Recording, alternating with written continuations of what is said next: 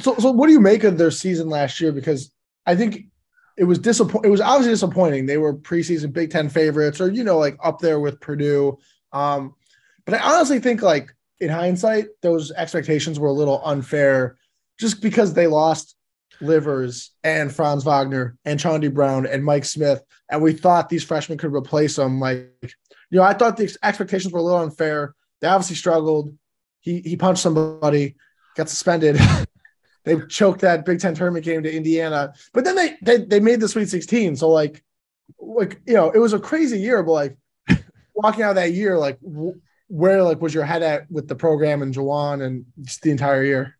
Yeah, I mean, the Sweet 16 run really flips the narrative in a big way. And I don't like evaluating the health of programs based on how they do in the NCAA tournament. I just think it's way too volatile. Like, great teams can lose in the first round of the NCAA tournament. We've seen it hundreds of times. And bad teams can make runs. And honestly, I think that's what happened last year. I think Michigan was a pretty bad team, a mediocre Big Ten team that had a solid draw and played 1 week of great basketball in March.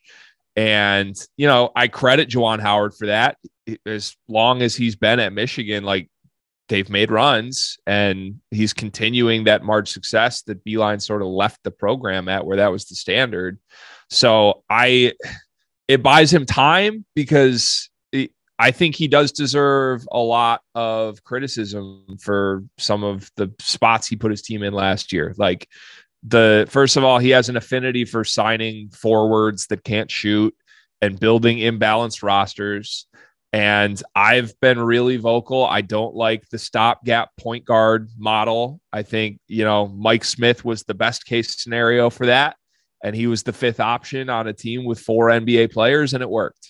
And Devontae Jones is not something I want to repeat again. No shots at him. He was a good player, but like, if you need a transfer from the Ivy League or whatever league to be your second best player for one season and then not go to the NBA, your team's not going to be that good. And I think they're going to see that again with Jalen Llewellyn this year.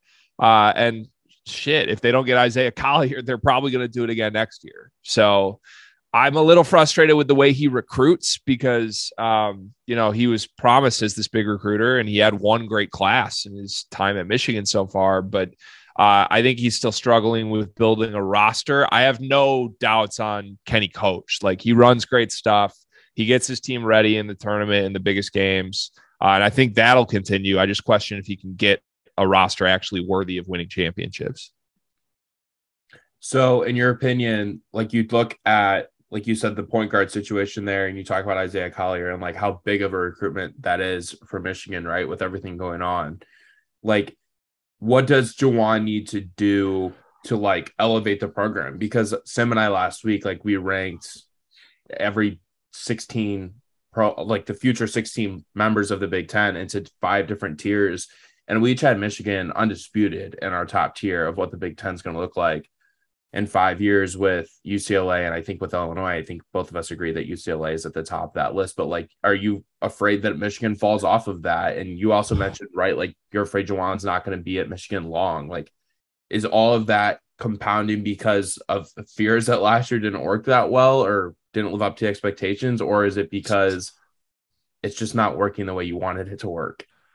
I think it's less about how last year went, honestly. Like, I sort of went into this Juwan Howard relationship as a fan thinking we have like 6-7 years of him maximum. And that's just because, like, from everything I know about Juwan Howard, he's going to keep getting offered NBA jobs. And I think he's an NBA guy. Like, he played 20 years there. He has all these relationships with guys who are still coaching in the NBA. And maybe I'm a little soured and a little just shook by the fact that if John Beilein at age 70 could prefer going to the NBA lifestyle, like, why would Juwan Howard not also do that?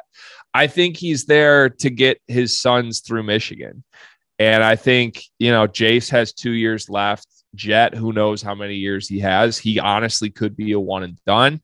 I would feel pretty strongly saying it's a 2-year plan for Jet.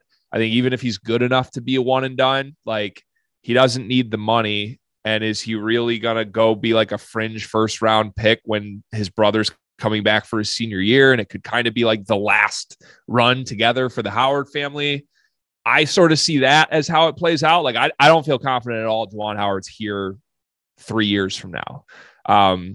Now, that's a weird position for a program to be in because I don't know what's next for Michigan after him. And I think if he did stay here a decade, like my expectation would be he competes for Final Fours. So will that happen again before he's gone? I don't know that I'd bet on it.